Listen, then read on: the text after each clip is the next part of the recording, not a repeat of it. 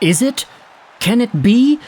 It is! The phenomenal one is here! Today we are talking about the top free agent that the Detroit Red Wings have, and go over whether or not he can channel in his inner Joe Keery. Because today we are talking about Patrick Kane, and the very infamous idea that he does not re-sign with the Detroit Red Wings, that he doesn't sign anywhere else, actually, that he has never been before. How if Patrick Kane decided to take his talents back to the city where it all began, could he go back to Chicago?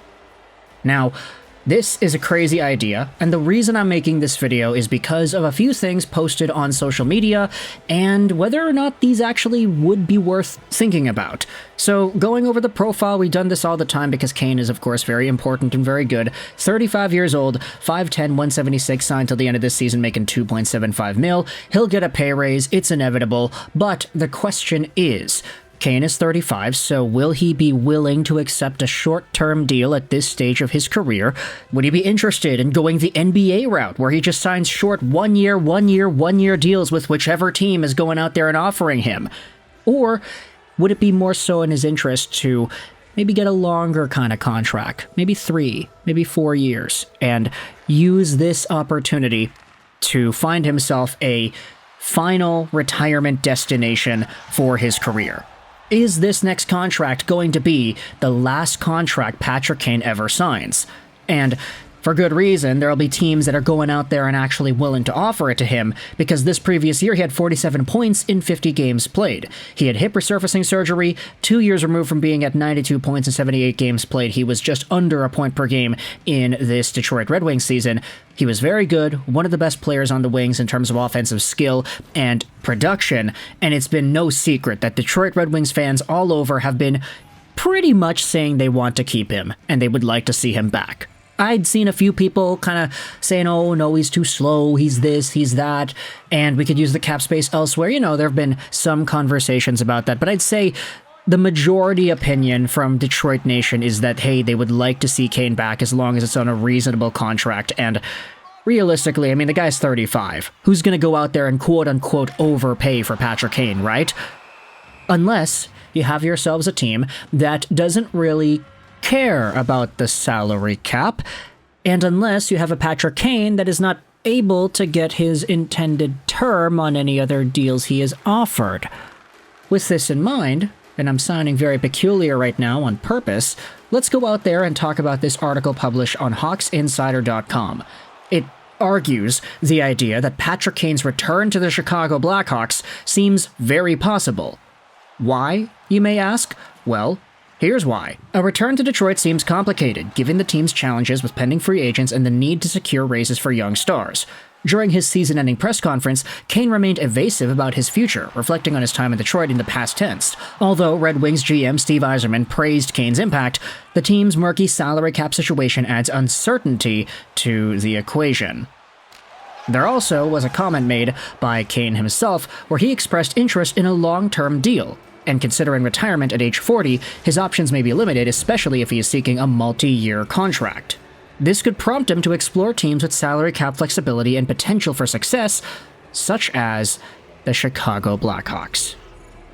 Included in this article is the video of Patrick Kane getting a long, standing ovation upon returning to the Windy City, and of course, I mean, this was one of the most touching moments of the season for Detroit when Kane returned and everybody was just absolutely cheering their heads off to see their former Art Ross heart-winning guy in a new sweater and making another grand appearance. But really, if you wanted to think about the idea of Kane heading over, this is what the Blackhawks' perspective is. While Blackhawks GM Kyle Davidson initially downplayed the possibility of Kane's return, he acknowledged the team's aspirations to move forward and avoid repeating disappointments of the past season. Coach Luke Richardson also emphasized the need for a top-6 forward, a role Kane could seamlessly fit alongside rising star Connor Bedard. And this is another idea that I think makes a lot of sense too. We had made a video a few days ago talking about the idea of Trevor Zegras getting sent over to the Chicago Blackhawks, because this could be a guy to team up with Connor Bedard, and there could be some sort of a nice link there, and you could think about the potential and how these guys could feed off of each other, and it could be really nice, and yada yada yada, you know, it sounds cool.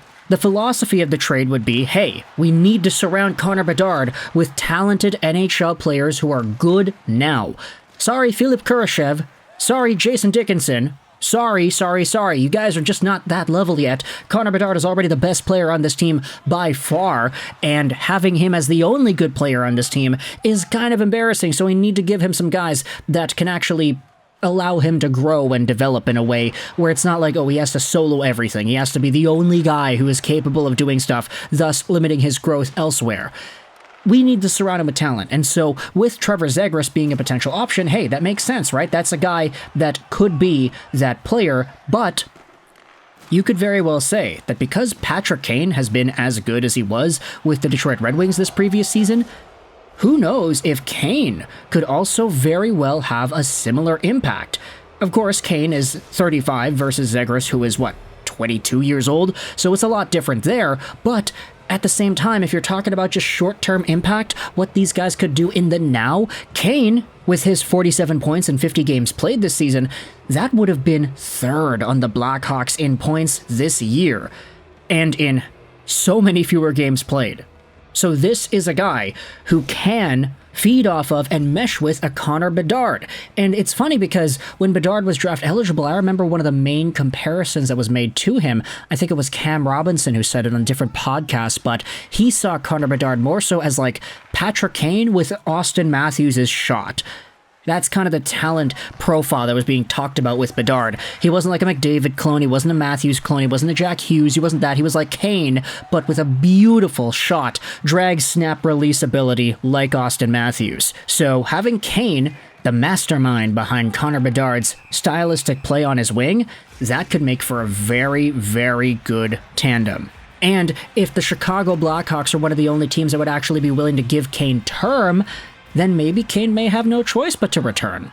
Hey, you don't know. If no team wants to go out there and give him an extended amount of length on the years because, he's 35 years old, because we don't know how long he's going to be good for, because he had hip resurfacing surgery and he may not be able to sustain this level of play, yada, yada, yada. Nobody wants to sign him to 3, 4, or 5-year deals. Maybe Chicago's the only team that's willing to do that. Why? Because they're the Blackhawks. They have nothing to lose, really. I mean, talk about bringing a guy in who could be an absolute game changer, whom the fans are already in love with, and who could get the money that he wants. Speaking about the fans, Mark Lazarus posted this on Twitter. It feels like Kyle Davidson has closed the door pretty firmly on this possibility, but just out of curiosity, for Blackhawks fans, do you want the Hawks to bring Kane back this summer? This poll was from earlier on the 18th, and 70% of the 1,881 votes said yes. So fans of the market have spoken, and a lot of them are saying, yeah, no, I want to see him back. Mark Lazarus then replied with this article from Max Boltman, how this story could be relevant to your voting interests, how Kane's time in Detroit may be over after one season, and all of the comments and the replies are all saying, yeah, no, absolutely, they should get him. They could get him. If they wanted to, they should. If he wanted to, they should.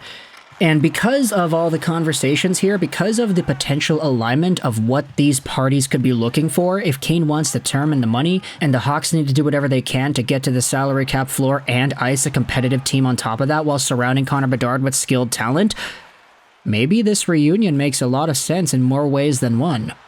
So let me know your thoughts in the comment section below. If Patrick Kane signing with the Chicago Blackhawks is on your bingo card, do you think it's possible? Do you think it's not? Where do you think Patrick Kane signs, and when does he sign that deal? Is it July 1st, right away, market open, he is in there, baby? Or does he wait a little bit, like he did this season? Let me know your thoughts in the comment section below. I hope you enjoyed this video. And bye.